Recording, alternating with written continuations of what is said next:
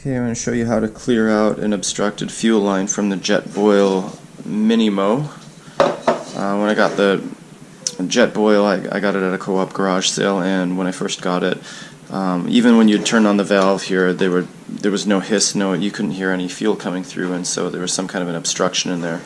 So I opened it up and took a look, and here's what we found. So the first thing you're going to want to do is grab a hold of that cotter pin right there. There's a little loop right there, and the pin comes out. The system just comes apart. It's kind of an easy access here. So the place where I found the obstruction is right there in that valve. It's kind of a regulator. It only allows so much of the isopropyl or the fuel to come through, and for some reason it wasn't getting through that brass fitting right there. I'll show you what it looks like inside here. You just grab a hold of that with pliers, vice grips, whatever it might be, and just give it a quarter turn. It loosens it up.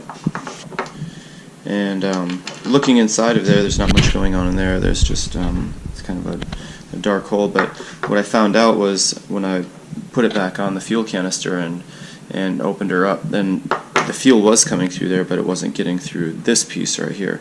Now if you take a look at this piece, you flip it over, inside of that piece there's a little fiber filter. It's supposed to stop things from coming through and getting through that little hole there, but it kind of got this gray residue buildup in there. I'm not sure where it came from, because I mean it shouldn't come from the fuel canister. They're built not to have that kind of stuff going on. Whatever it was, I just took tweezers and I grabbed a hold of the little fiber filter in there and pulled it out. Pull it right out of the valve there, and if you take a look at it, it's small and simple, but right at the top of it is where it was kind of just covered over with gray. And what I did is I just took a scissors and just trimmed the top of the filter off, and then it looked like it was white again. And then inside, just put it right back in, the brass coupling there. So there you go, the filter's back in. Put it back in the chassis right here, and then we'll get the cotter pin back in.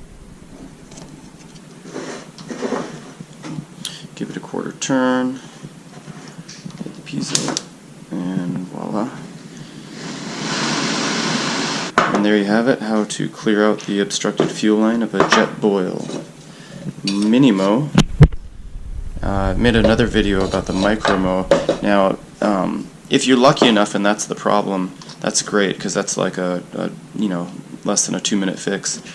There are some other things that can go wrong though. Inside of this housing right here, there's a whole bunch of components in there, and in my other video I take one of these apart and kind of show you what's going on in there. And sometimes the blockage can happen inside of that thing, and that's a whole other story, because these things right here, I mean the cover is riveted on, it's not just screwed on, so you actually have to pop the rivets off to get inside of there to access those things. It's doable, but it just takes a little bit more work. So hopefully if you have an obstructed fuel line, it's going to be the simple fix with a blocked filter. Alright folks, there you go. Jetboil Mini Mo.